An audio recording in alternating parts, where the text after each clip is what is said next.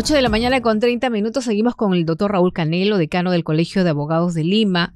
También con ella conocer su opinión sobre este proyecto, todavía es proyecto, que ha presentado el presidente del Congreso, Fernando Rospigliosi, para que los miembros de las Fuerzas Armadas y de la Policía no tengan responsabilidad penal cuando empleen sus armas en defensa del orden público y frente a ataques contra infraestructura pública o privada, ¿no? Establece que tanto el personal de las Fuerzas Armadas y la Policía, en ejercicio de sus funciones y protegiendo instalaciones públicas o privadas, así como la vida, integridad de las personas, causa lesiones y no será responsable o responsabilizado penalmente, sobre todo recordando, ¿no?, lo que ocurrió tras la vacancia de Pedro Castillo, donde se registraron manifestaciones violentas y también hubo víctimas mortales. Bueno, es una norma innecesaria y peligrosa.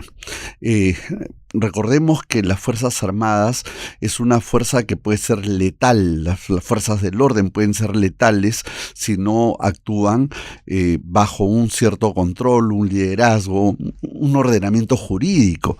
No se trata de ir y arremeter, por ejemplo, una protesta social y matar a todo el mundo. No, así no funciona en ningún país. Eso es gravísimo. Lo que funciona es que las fuerzas del orden justamente controlen ese orden dentro de un ordenamiento legal. Si hay excesos de la fuerza del orden, bueno, serán sancionados. Y si no hay excesos, aun cuando se produzcan algunos hechos de violencia, por ejemplo, un defensor, un policía, se ve obligado a disparar, pero ya en defensa propia, existen normas justamente sobre legítima defensa. Entonces, ese policía no tendría por qué ser sancionado, sentenciado, declarado culpable si actuó en defensa propia. O sea, las normas están.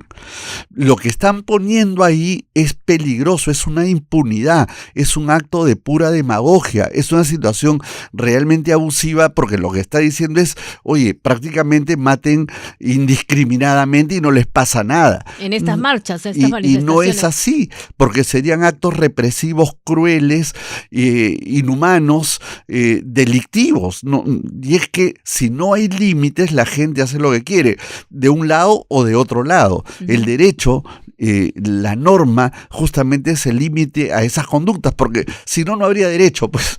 Ahora, el asunto es que muchos también, de otro lado, le voy a contar, ¿no?, que también escucho a ciudadanos y gente involucrada en política que dicen, bueno, pero también vemos en las marchas muchos revoltosos, violentos, que lanzan piedras y otros objetos contundentes contra policía. ¿Y qué quieren? Que ellos se queden de brazos cruzados, y algunos a veces los rodean.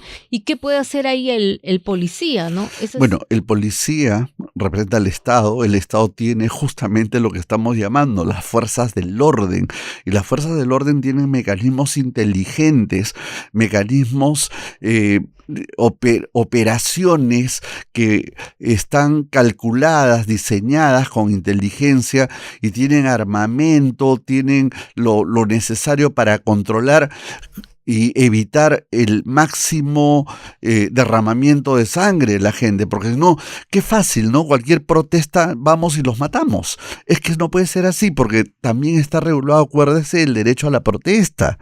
La gente tiene el derecho a protestar. ¿Cuándo el policía o el efectivo puede usar su arma de reglamento? Cuando esté en peligro su vida. Cuando esté en peligro su vida y no le queda otra alternativa que proteger su propia vida, entonces ahí existe lo que se llama la legítima defensa. Pero eso está arreglado también. No es que viene un tipo con una piedra y yo le disparo con metralladora de golpe. Hay una diferencia, pues. Claro, ¿no? Tiene que haber una proporcionalidad, un criterio. La policía, por eso, en muchas partes del mundo es educada, es organizada, tiene los materiales, los elementos, los equipos. En algunos países, fíjese, en Inglaterra los policías, por ejemplo, no portan armas. No portan armas. En muchos países no portan armas, pero en caso de revueltas, tal, tienen un armamento, pero no un armamento letal, sino paralizante. Y bueno, todo eso pasa en un país pues organizado. Y en la reciente manifestación, lo que se sabe es que esta víctima no estaba en ese momento, creo, atacando al policía, pero él creo que disparó al aire, todavía no quedó muy claro, y es que ahí donde muere Bueno, lo joven. que se ve es que hay un aparente disparo a este señor de modo directo, ya en momentos en que no había ningún acto de agresión ni nada para decir que había legítima defensa, simplemente le dispararon y punto, ¿no? Entonces, eso, por ejemplo, es un caso que podría ser una situación exagerada, abusiva, extraña, que no corresponde a un trabajo ordenado de la policía, simplemente algún elemento que no falta, que se excedió en sus funciones y obviamente debe ser sancionado. Bueno, porque muchos jóvenes que están ahora último, los de la generación Z, están realizando manifestaciones, pero con este tipo de leyes podrían, bueno, como es lógico, ya no querer salir a marchar, ¿no? Me matan y no va a pasar absolutamente nada. O de repente puede pasar todo lo contrario. Recordemos que las dictaduras más crueles con leyes de este tipo igual han caído, justamente porque ya la población no soporta el abuso. Uh-huh. Otro tema que incluso están tocando los candidatos a la presidencia es derogar las leyes pro crimen. El Colegio de Abogados de Lima incluso hace ya varios meses que bien ha emitido un pronunciamiento, ha dado explicaciones y sustentos por qué deberían derogarse estas leyes, porque tenemos de la otra parte señalar que no existen leyes pro crimen, es una narrativa que simplemente la repiten, pero sin ningún fundamento. Y escuchamos a algunos abogados señalar que más bien son leyes pro derechos humanos, leyes antiabuso del Ministerio Público y del Poder Judicial. Bueno, lo que hay que empezar a decir es que estas leyes fueron promovidas por el Congreso. Y en el Congreso habían 90 congresistas vinculados a casos de prostitución, a casos de robo, a casos de corrupción de funcionarios, a los casos de Odebrecht, casos de crimen organizado. Y entonces, ¿qué es lo que hacen ellos? Dicen, nuestro enemigo común aquí, que persigue el delito porque yo me porto mal y después no quiero que me persigan, es la fiscalía.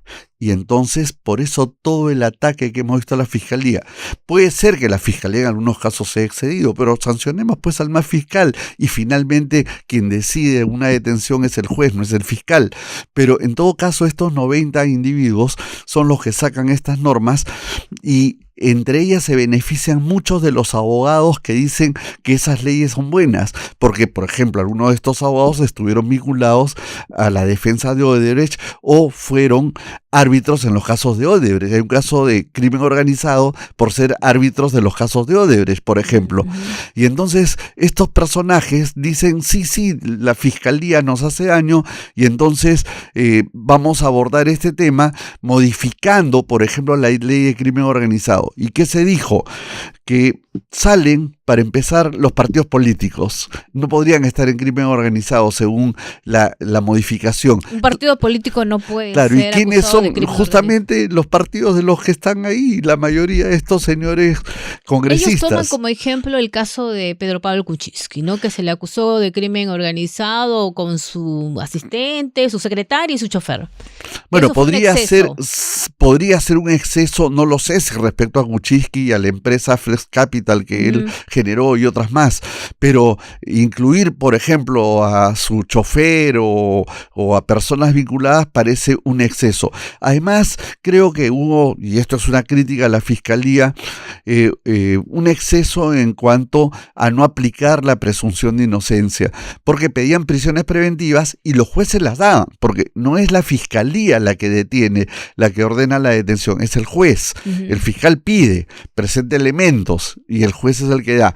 Pero en todo caso, aquí lo que hicieron es modificar la definición de crimen organizado, con lo cual un partido político ya automáticamente salió del crimen organizado. Hubo un caso famoso de los cócteles, por ejemplo, que ya no es crimen organizado.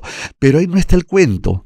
El cuento es que al salir esta modificación de la definición, a su vez se beneficiaron 50 tipos de delitos, entre ellos corrupción, entre ellos minería ilegal. La minería ilegal salió de crimen organizado. Entonces, ¿quién financió estas leyes? ¿Quién está detrás? ¿Quién es el poder económico? Yo entiendo que debe ser estas grandes mafias que están vinculadas al crimen organizado y muy amarradas con el sector político. Recordemos que Salguana, presidente del Congreso hasta hace poco, fue abogado de estas entidades de minería ilegal. Entonces, lo que estamos viendo es que se dieron leyes pro crimen. Cuando dijeron no al allanamiento, no queremos allanamiento, o el allanamiento le vamos a avisar, señora, usted que está vinculada al narcotráfico, le vamos a hacer el allanamiento la próxima semana, el día jueves a las 4 de la tarde. Esté con su abogado, que ya vamos, no esconda las pruebas en su contra. Bueno, y también lo de la incautación de sus bienes, ¿no? Exacto, el allanamiento, y luego se dijo, si no se detiene infraganti, entonces no puede haber detención. La detención tiene que ser en el momento, si no, no. Ahora, pero ¿usted cree que estas leyes considera usted que se vayan a derogar, pero en el próximo Congreso lo podría hacer? Bueno, podría ser, pero lo que quiero decir es que esto, nosotros lo advertimos desde el año pasado, iba a incrementar la criminalidad y definitivamente incrementó. Hoy día estamos con más de 2.000 muertos, se incrementó el sicariato, se incrementó la extorsión, el secuestro, lo dijimos, o sea, las cifras están. Entonces, y todo a propósito de estas modificaciones. Y acá hay algo maligno.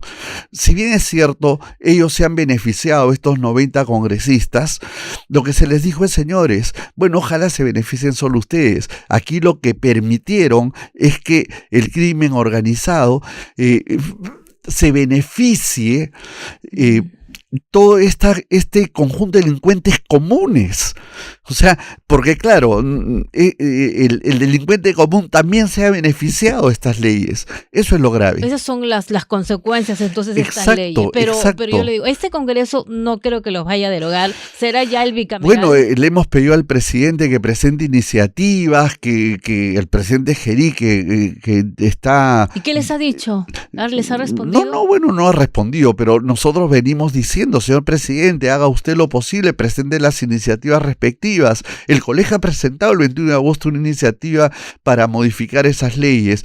Es más, estamos firmando un acuerdo ciudadano con un conjunto de organizaciones empresariales, asociaciones, grupos, gremios, en fin.